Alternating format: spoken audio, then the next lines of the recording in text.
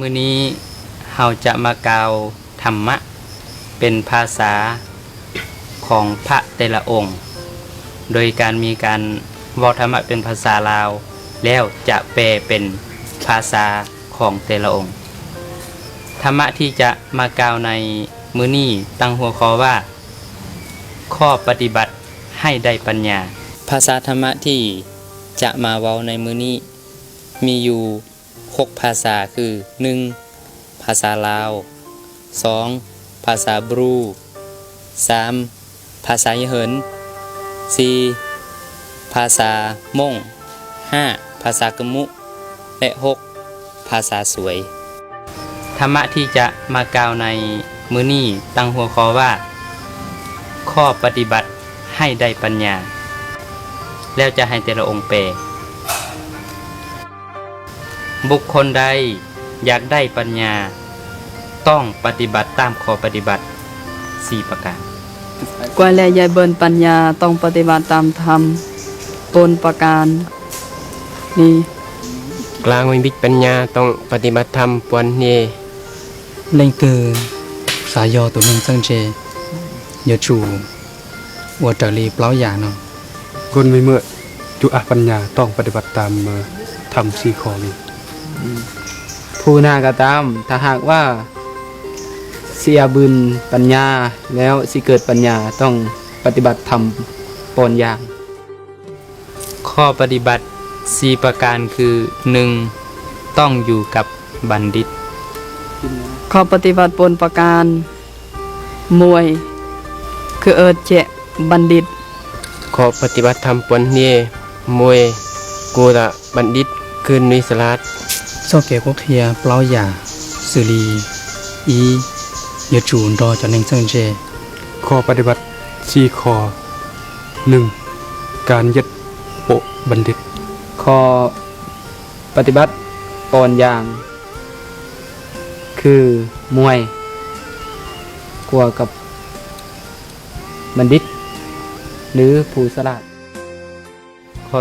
2. คือการฟังธรรมะของบัณฑิตนั้นบาร์สงัดธรรมะของบัณฑิตบานเฮียธรรมของบัณฑิตอ๋อลองจะนึงจังเจรอลูกวกเฮียข้อ2การยังธรรมของบัณฑิตข้อบาร์สงัดธรรมะของบัณฑิตข้อ 3. คือการพิจารณาตามธรรมะที่ได้ฟังแล้วเข้าไปคือพิจารณาธรรมะที่ได้สงัดแล้วขอเปพิจารณาตามธรรมที่พิเชียงเปสาใจจะลูกวกเฮียว่าตำลงดาวหลอกข้อ3การตระกัดตามธรรมะที่ได้เบิ่นยังแล้วนี้ขอไปพิจารณาธรรมะที่บืนจงัดแล้วข้อ 4. คือการปฏิบัติตามธรรมะที่ได้ฟังมาแล้วนั้นข้อโปนคือตะตามธรรมะที่เบิ่นสงัดแล้วขอปวนคือเบิ่มตามธรรมที่พิเชียงแล้วว่าจากลีจะลูกวกเฮียว่าตำลงดาวหลอกข้อ4การแต่งตามธรรมะที่ได้เบิ่นยังแล้วข้อปอนปฏิบัติตามธรรมะที่บืนจงัดเตอผู้ที่อยากได้ปัญญาหรือความรู้ต้องปฏิบัติตามข้อปฏิบัติ4อย่างนี้ผู้ที่ยายเบิ่นปัญญาต้องตะตามธรรมะปนประการนี้กลางวิบิตปัญญาต้องเพิ่มตามธรรมปวนเนที่อาเรียนโตไง令的啥药都能增值，有主我这里รอลูกเฮียเปล่าอย่างเนาะคนมีเมื่อที่จุเบิ่นปัญญาต้องปฏิบัติตามทำ4ข้อผู้ที่สิบืนปัญญาสิเกิดปัญญาต้องปฏิบัติตามธรรมะ